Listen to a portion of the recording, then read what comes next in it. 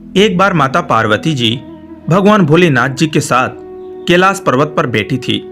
तभी उनके मन में विचार आया कि सारे देवता सुंदर महलों में रहते हैं, जबकि मेरे पति तो देवों के देव महादेव हैं। फिर भी मैं इस कैलाश पर रहती हूँ। यहाँ न तो कोई महल है न कोई आराम की वस्तु। ऐसा सोचकर माता पार्वती जी ने भोलेनाथ जी से कहा, स्वामी, सारे देवता महलों में रहते हैं, आप क्यों इस कैलाश पर वास करते हैं? आप भी हमारे लिए एक भवन बना लीजिए ताकि हम भी आराम से रह सके। पार्वती जी की बात सुनकर भोलेनाथ जी थोड़ा सा मुस्कुराए और फिर बिना कुछ कहे ध्यान मग्न हो गए। माता पार्वती जी को भोलेनाथ जी का ये व्यवहार कुछ ठीक नहीं लगा, किंतु वह बिना कुछ कहे वहां से चली गई।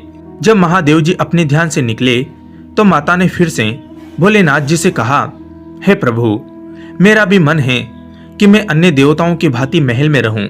आप भी मेरे लिए एक भवन बनवा दीजिए। तब महादेव जी ने उनसे कहा, देवी, महल में रहना हम लोगों के लिए उचित नहीं है। किंतु माता पार्वती जी ने महादेव जी से हठ पूर्वक कहा, प्रभु, आपको नहीं लगता है कि आपको भी महल में रहना चाहिए? आपका महल तो स्वर्ग में बने हुए इंद्र के महल से भी उत्तम और भव्य होना चाहिए। अब तो हमें महल बना लेना ही चाहिए। महादेव जी ने माता पार्वती जी को बहुत समझाया। वे बोले, देवी, हम तो ठहरे योगी, खुले में रहने वाले हैं। हमें भवन का वातावरण रास नहीं आएगा।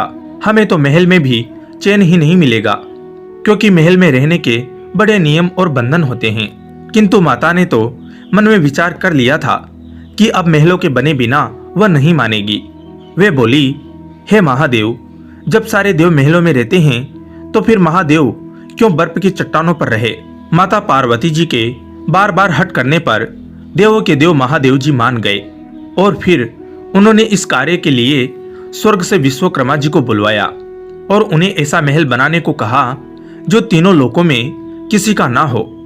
उधर विश्वकर्मा जी महादेव जी के आदेशानुसार भवन बनाने के लिए उपयुक्त स्थान की खोज में लग गए।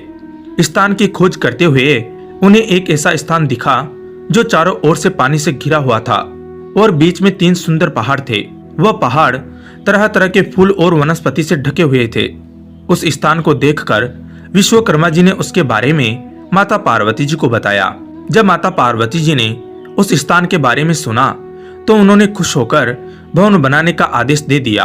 विश्वकर्मा जी ने भवन बनाने की शुरुआत की और अपनी विशिष्ट कला का परिचय देते हुए भवन के साथ साथ वहां एक सुंदर नगर का निर्माण भी कर दिया। वह नगर देखने में अति सुंदर था। विश्वकर्मा जी ने उस महल और नगर को सुंदर बनाने में अपना पूरा योगदान दे दिया था। जब उस महल को माता पार्वती जी ने देखा तो उनकी प्रसन्नता का ठिकाना न रहा। उन्होंने विश्वकर्मा जी को धन्यवाद देते हुए उनकी बहुत प्रशंसा की। विश्वकर्मा जी माता पार्वती जी और भोलेनाथ जी को प्रणाम करके अपने लोक को चले गए। घर बनाने का कार्य तो पूर्ण हो चुका था। अब माता पार्वती जी ने महादेव जी से कहकर गृह प्रवेश का शुभ मुहूर्त निकलवाया। गृह प्रवेश के समय ऋषि विश्वाचार्य जी आ गए थे। सभी देवता भी उस समारोह में आए हुए थे।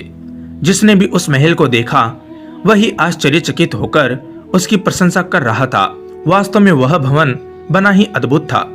गृह प्रवेश विधि के पूर्ण होने के बाद महादेव जी ने आचार्य जी से दक्षिणा मांगने को कहा तो विश्वा जी ने मना कर दिया। वे बोले, प्रभु, क्या कोई भक्त अपने भगवान से कुछ मांगता है? ऐसा करके तो मैं पाप का भागी बन जाऊंगा। मुझे कोई दक्षिणा नहीं चाहिए। यह कहकर ऋषि विश्वा जी जाने लगे तो महादेव जी ने कहा, ऋषिवर, आपको दक्षिणा तो लेनी पड़ेगी। जब तक आचार्य को दक्षिणा न दी जाए तब तक कोई शुभ कार्य पूरा नहीं होता है। महादेव जी की माया ऋषि विश्वा का मन उस नए बने हुए नगर पर आ गया। बार बार आग्रह करने पर उन्होंने दक्षिणा के स्वरूप भवन सहित नगर को ही मांग लिया। ब्राह्मण को दक्षिणा के रूप में उसकी मुंह मांगी वस्तु दी जाती है। इसीलिए महादेव जी ने उस लंका को ऋषि विश्वा को दान कर दिया। महादेव जी के द्वारा अपने भवन को दान कर देने से माता पार्वती जी क्रोध से भर उठी। उन्हें ऋषि की इस दृष्टता पर बड़ा क्रोध आ गया। उसी क्रोध में उन्होंने ऋषि विश्वा को श्राप दे दिया। वे बोली, तुम तो आचार्य कहलाने के लायक भी नहीं हो। महादेव की सरलता का लाभ उठाकर तुमने बड़ी कुटिलता से मेरे प्रिय महल को ही हर लिया है। इसके लिए मैं तुम्हें श्राप देती हूँ कि महादेव का ही भक्त एक दिन उस महल को जलाकर राख कर देगा। उसके साथ ही तुम्हारे कुल का विनाश आरंभ हो जाएगा। पुराणों के अनुसार ऋषि विश्रुवा ने वह नगर अपने पुत्र कुबेर को दे दिया, लेकिन कुबेर को निकालकर लंका पर रावण ने अपना अधिकार कर लिया। त्रेता युग में शिव के अवतार हनुमान जी ने उस लंका को जला दिया और उसके बाद विश्रुवा के समूल कुल का विनाश श्री राम के द्वारा किया गया। उस कुल में एकमात्र विभीषण ही श्री राम के शरण में होने के कारण बच पाए। जय गौरी शंकर जी की। धन्यवाद दोस्तों।